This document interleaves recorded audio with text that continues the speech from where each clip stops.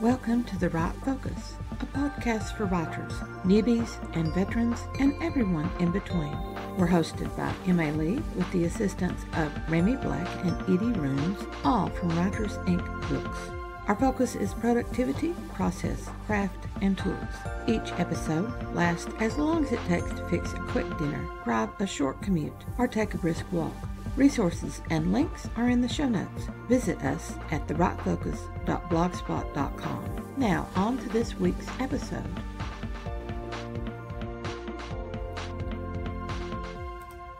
Writer's block looms like a sharp-clawed monster over every writer.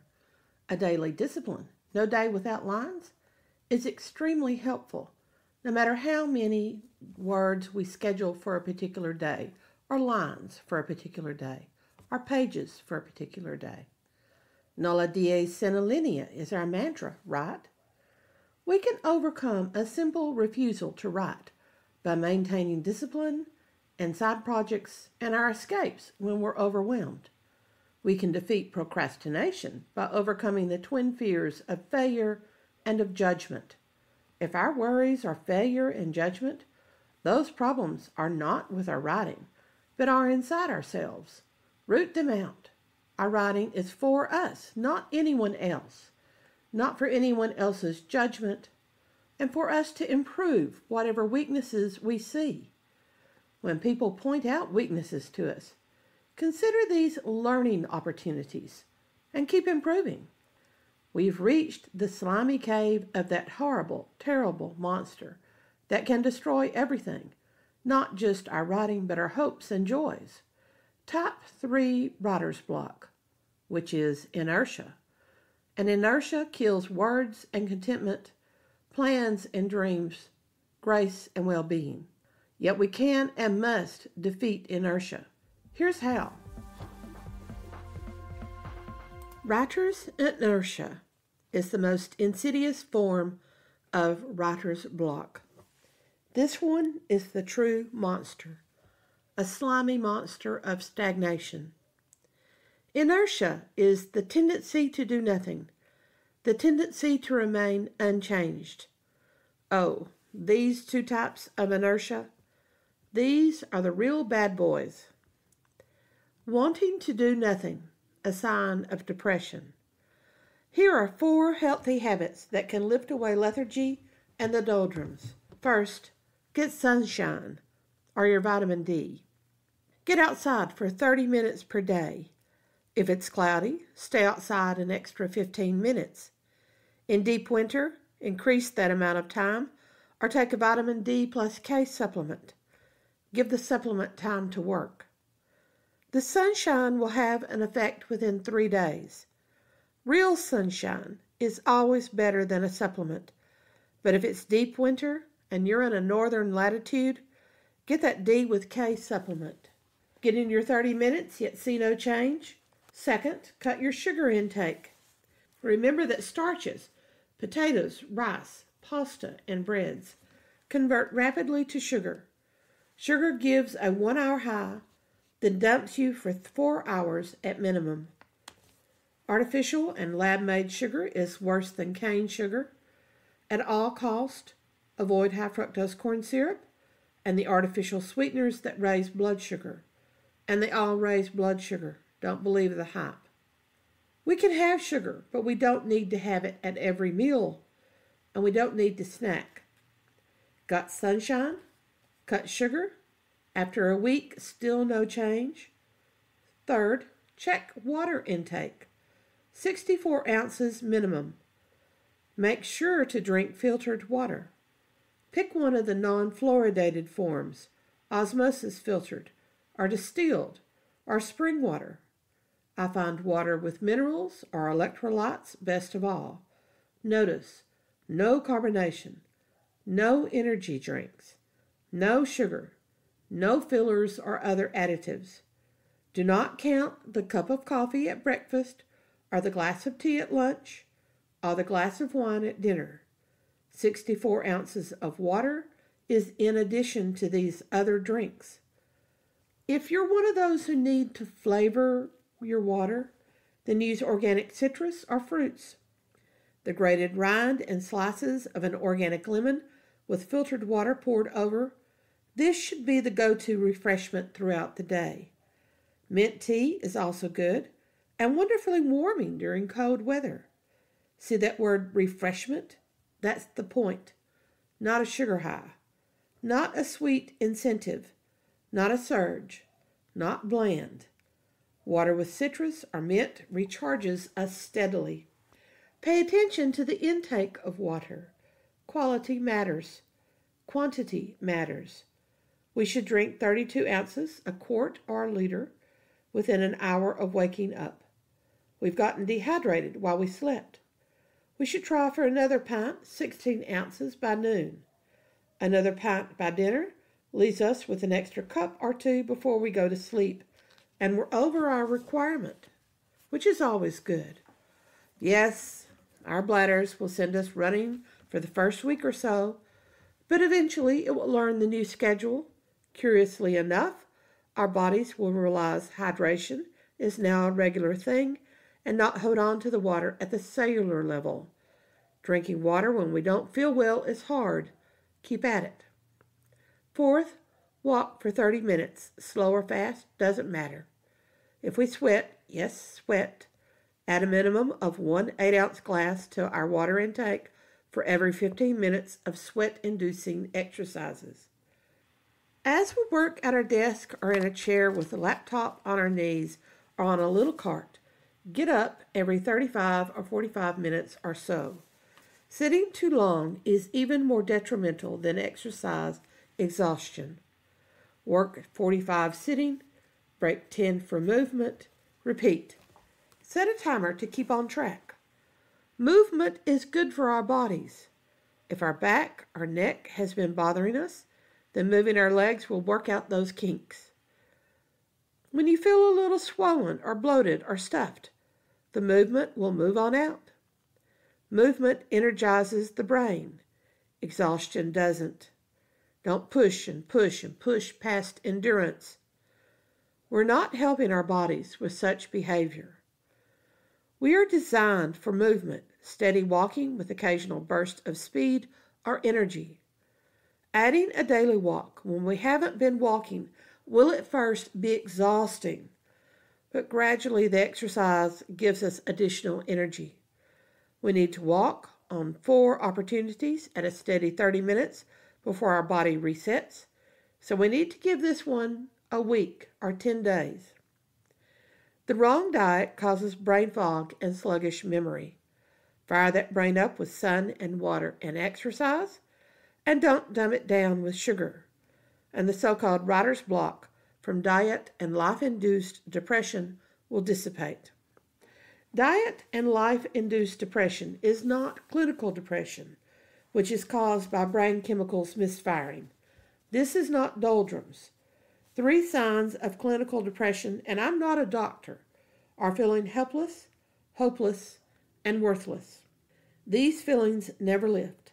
If you lack the energy even to think about making changes, if you feel the shadow of doom constantly hanging, and if you think no one cares for you and nothing matters in your life, you are wrong. Please get some kind of help. You do matter. Even if I don't know you, I will tell you that you matter because you do. Everyone who is here on earth has a purpose in life, and we have a fulfilling purpose that will make us happy. We just need to find it. Remaining unchanged, the slime of stagnation, the second type of writer's inertia. Our world is one of constant change.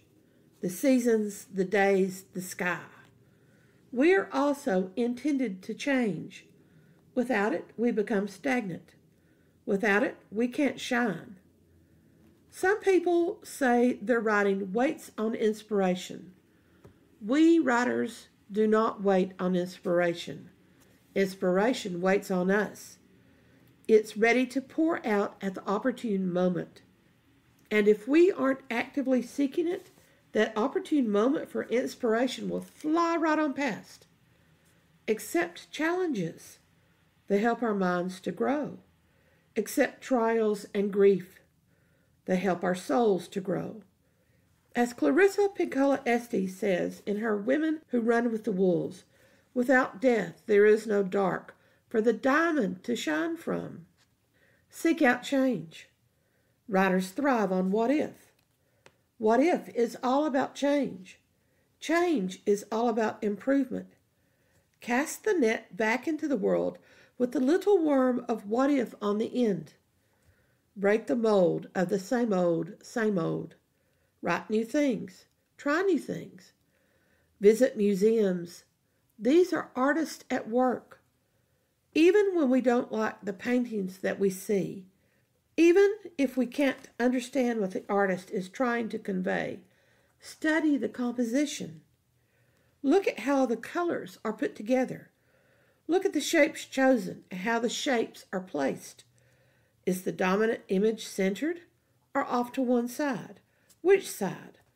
What individual elements besides the dominant image stand out?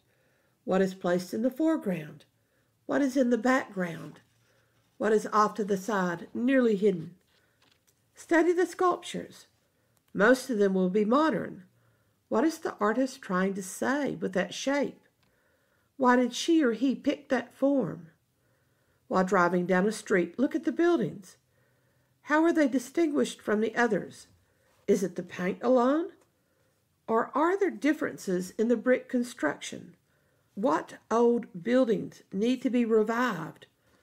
What brand new buildings need to be razzed? Why? Why? Take a hike. Leave the mall and walk through a park. Go to a local garden store and browse through the flowers and trees and learn more than the names of the ones that appeal to you. Introduce yourself to the infinite variety of trees and shrubs and flowers, perennials and annuals.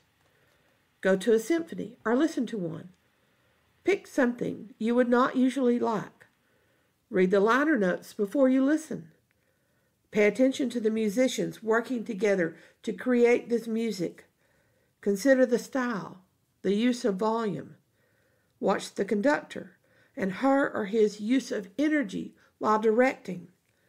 And if you've never been to a symphony before, wait for others to clap before you do.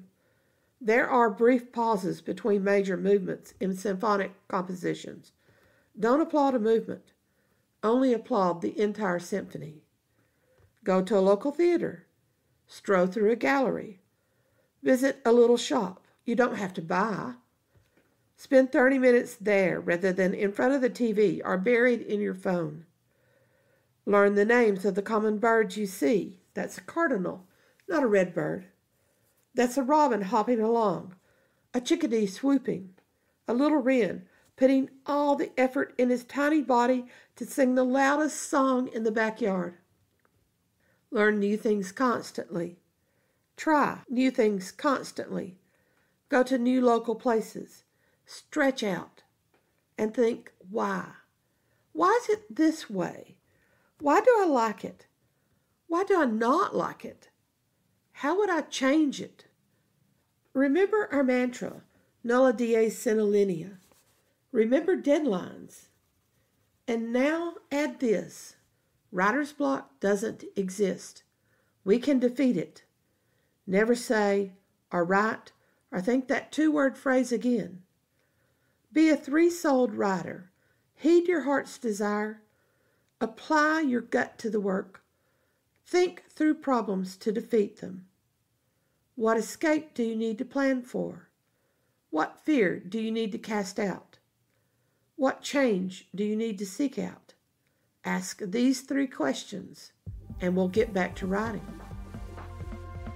The right focus turns its lens on every writer's secret monster, writer's block. We say the mantra writer's block doesn't exist, but something more than simple disruptions and distractions can interfere with our writing, creating insurmountable walls. The right focus in the series Defeat Writer's Block analyzes the 3 most common types of writer's block and offers solutions to overcome and defeat this monster looming over the writer's desk. The best solution, though, is Leo Tolstoy's mantra, No days without lines. Nulla Dies Sine Linea. Make that your own mantra. Information for this series comes from host M.A. Lee's guidebook, Think Like a Pro, a new advent for writers, showcasing 7 lessons to change your perspective from hobby writer to pro writer. See the show notes for links. Thanks for listening to The Write Focus, a podcast for writers at all levels, hosted by M.A. Lee from Writers Inc. Books, assisted by Renee Black and Edie Rooms. Our focus is productivity, process, craft, and tools. Music is licensed through Audio Jungle, called Background Music Loop. Its creator is Alexander Polishchuk, known on Audio Jungle as Plastic 3. The music comes in different iterations. Show notes and resource links for this and other episodes can be found at thewritefocus.blogspot.com. Write to us at winkbooks@aol.com when you have questions, comments, and speculations. We will try to answer you as quickly as possible. By the way, we will not mine your email address. That's rude. If you find value in our content, share with your writing friends or write a review. We're small beans here without the advertising budget of the big peeps, and you can make a difference. And whatever occurs, write on.